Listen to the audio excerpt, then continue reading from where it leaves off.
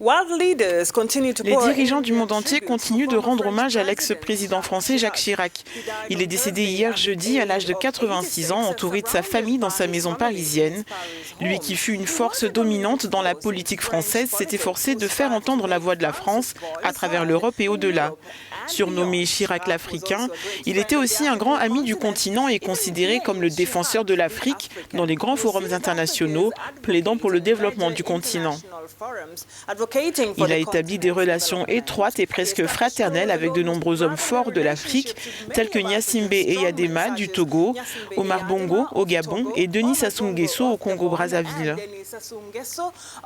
Ces deux mandats présidentiels ont été marqués par de nombreuses opérations militaires françaises en Afrique, notamment en Côte d'Ivoire, dans l'est de la RDC et en République centrafricaine. Il a cependant été critiqué pour sa politique France-Afrique.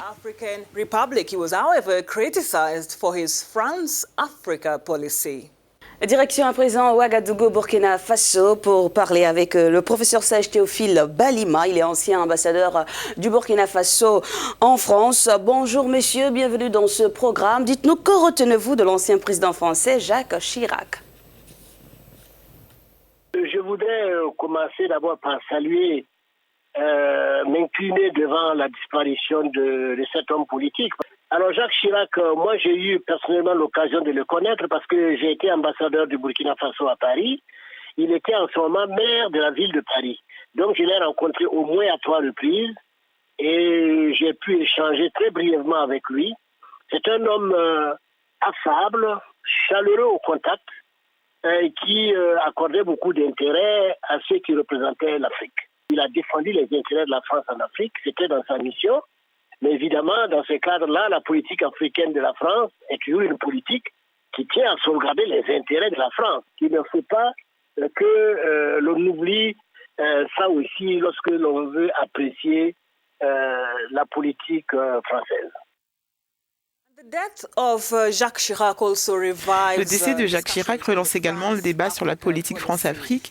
À votre avis, que faut-il retenir de la relation de Jacques Chirac avec le continent africain ? Bon, à mon avis, il faut retenir simplement que la France n'a jamais changé de ligne de conduite vis-à-vis de l'Afrique, hein, quel que soit le président, parce que le président français, qui que ce soit, est élu pour défendre les intérêts de la France et les intérêts des Français. Alors donc, il faut ajuster un peu les choses. Ce fut sans doute un grand homme pour les Français, ça je suis d'accord. Mais vous savez, pour l'Afrique, les présidents français font le minimum, mais pour conserver le maximum pour la France. Ils sont dans leur rôle et quand ils le font bien, il faut le reconnaître. Sa politique africaine, surtout en matière de droits de l'homme, a souvent été scandalisante pour plusieurs. Est-ce qu'aujourd'hui, avec un peu de recul, il y aurait eu certains regrets, selon vous? Sur ce point-là, je ne crois pas que la défense des droits humains puisse être confiée à des personnalités extérieures à l'Afrique. Comme je vous disais tout à l'heure, il défend les intérêts de la France. Donc, si vous voulez, les droits humains, ça devient secondaire pour les présidents français, il ne faut pas se leurrer. Ce qui compte pour eux, c'est qu'ils gardent la mainmise sur les intérêts de leur pays. Et c'est ça qui passe en premier lieu. Et les droits de l'homme, évidemment, deviennent une considération, si vous voulez, secondaire. Et c'est tout à fait légitime. On ne va pas demander à des gens qui sont élus par des Français de venir défendre et protéger nos intérêts à nous en Afrique. Je crois que ce serait un leurre de vouloir le penser.